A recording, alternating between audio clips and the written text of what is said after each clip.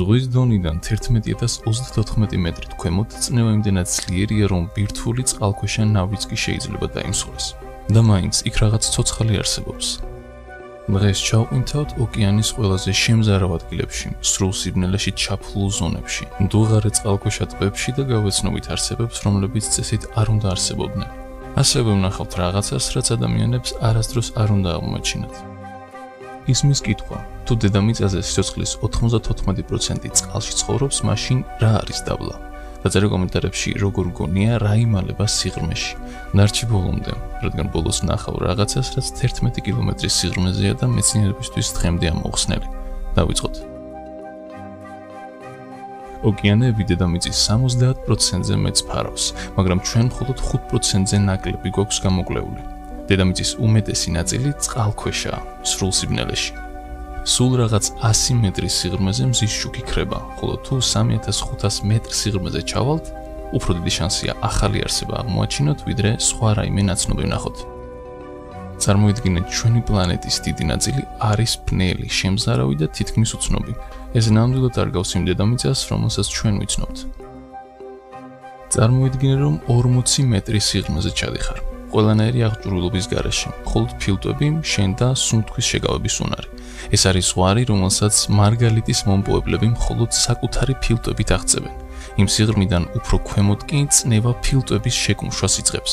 გამოცდილ მყინთავებსაც კი გონება ეკარგებათ. ფილტვები უზიანდებათ ან საერთოდ ფატალურად ასრულებენ, თუ ამ ბუნებრივ ზღვარს გადააბიჯებენ. და მაინც ეს ოკეანის მხოლოდ ზედაპირია. ნამდვილი საშინელებები კი ათასობით მეტრის სიღრმიდან იწყება. იცოდით, რომ ოკეანის სიცოცხლის 90% მხოლოდ ზედა 200 მეტრში ცხოვრობს. ეს იმიტომ, რომ მზის შუქი სიღრმეში ვეღარ აღწევს. ამ ფენას ეპიფელაგური ზონა ეწოდება. მის ქვემოთ მცენარეები ვერ ცოცხლობენ და საკვების ჭაჭვიც წყდება.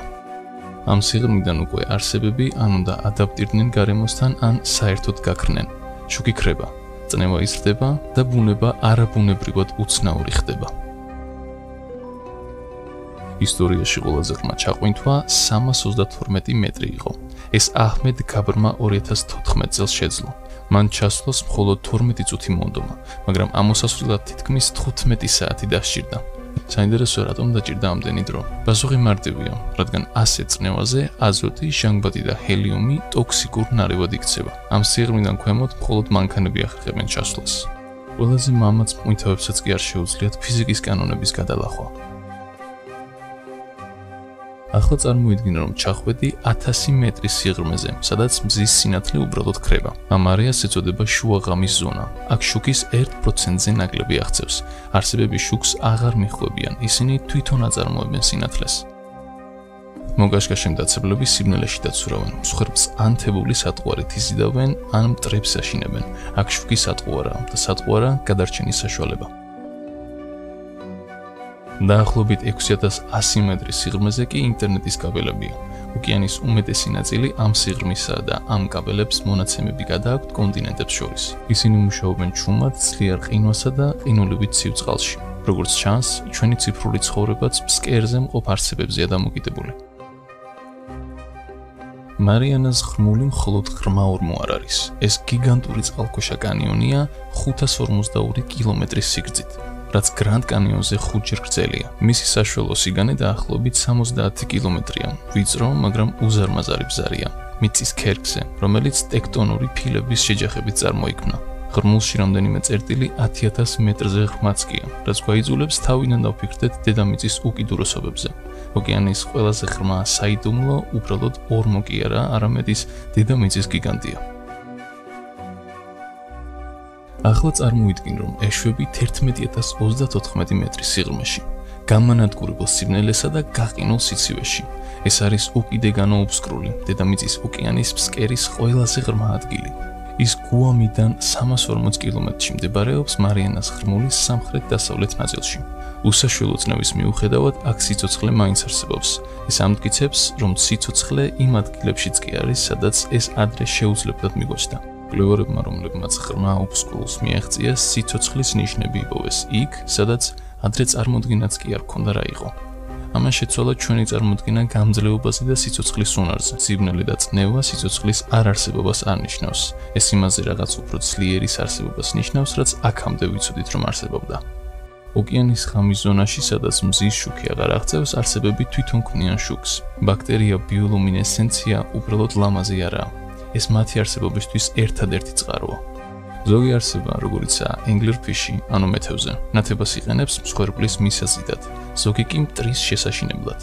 სრულ სიბნელეში სინათლის სხივი ხშირად სიცოცხლესა და სიკვდილს შორის ზღვარს ნიშნავს, განათი გზა და სიბნელეშიც განაგრძე სიერული. იმპერატორ პინგვინს ყველაზე ღრმა ყვინთვის რეკორდი აქვს ფრინველებს შორის. ის 565 მეტრამდე ჩადის. სიღრმეში, სადაც მზის შუქი ქრება და წნევა იზრდება, ეს ფრინველები ახერხებენ იმას, რომ თან თევზები დაიჭირონ და თან თავი დაიცვან საფრთხისგან. მათი უნარი ამტკიცებს, რომ სიცოცხლე ყველაზე მკაცრ პირობებსაც უმკლავდება. გადავიდე შენ საზღვრებს, შეეგუე და გადარჩი. ღამის ზონაში, სადაც 1000 მეტრზე ქვემოთ მზე საერთოდ არ არსებობს, საკვები იშვიათია. არსებები ენერგიას ზუგავენ მოძრაობის გარეშე ცურავენ და ზღვის თოვლით იკვებებიან. ეს არის ზემოდან ჩამოცვენილი პატარა ნაწილაკები. გადარჩენა იქ ნიშნავს მოთმინებას და ენერგიის რაციონალურად გამოყენებას უსინათლო სამყაროში. ისწავლეთ როგორ უნდა იყო გამძლე მიუხედავად იმისა, თუ როგორ ბნელა. და რა ხდება მაშინ, როცა ოკეანის გიგანტების სიღრმეში აპირებენ ჩასვლას. გიგანტური რვაფეხები და კაშალოტები დაახლოებით 2000 მეტრზე ჩადიან, რათა სიბნელეში ინადირონ. ეს უზარმაზარი არსებები უმკლავდებიან გამანადგურებელ წნევასა და ყინულივით ცივ წყალს. ისინი ამით ბუნების ძალასა და გამძლეობას გვაჩვენებენ. აქ ადაპტაცია არჩევანი კი არა, ერთადერთი გზაა. წარმოიდგინე მჟუტავი ანკესი სრული სიბნელის ცენტრში. ასე მუშაობს Anglerfish-ის ხრიკი, რომელიც ბიოლუმინესცენტური ფარფლის დახმარებით იზიდავს მსხვერპლს. სპეციალური ბაქტერიები ამარაგებენ ამ სინათლეს და მსხვერპლი ახლოს მიხავთ. სიბნელეში სიფრთხილე და შემოქმედება გადარჩენის საფუძველია. განათი გზა, რომ დაინახოს შესაძლებლობები. მართლა შეიძლება არსებობდეს სიცოცხლე 11000 მეტრის სიღრმეზე, სადაც წნევა ადამიანებს უბრალოდ ჭყლედავს. 1960 წელს ჟაკ პიკარმა და დონ ვოლშმა დაამტკიცეს, რომ ეს შესაძლებელია. მათ ჩელენჯერის უფსკრულში გორგოლაჭა თევზი დაინახეს სრულ სიბნელეში. ამას შეცვალა ძველი წარმოდგენები და ახალი გზები გახსნა უკიდურესი ოკეანის გარშემო შესასწავლად. წარმოიდგინე ღრმა ოკეანის უფსკრული, რომელიც ტალღების ქვეშ ზანზარებს. ეს პუერტო-რიკოს ღრმულია. აქ უცნაური არსებები ცხოვრობენ დიდი წნევის ქვეშ. ეს ადგილია ცუნამების მიზეზი, რომლებიც ახლო მდებარე სანაპიროებს ანადგურებენ. ამ უზარმაზარი ღმულის გამოკვლევა გვეხმარება კატასტროფების პროგნოზირებაში და ოკეანის ძალის პატივისცემაში. თუ გიყვარს ასეთი საინტერესო ისტორიები, გამოიწერე არხი და დაწერე კომენტარი, რომელი ნაწილი გაუცებს ყველაზე მეტად ოკეანის შესახებ. მომავალ ვიდეომდე.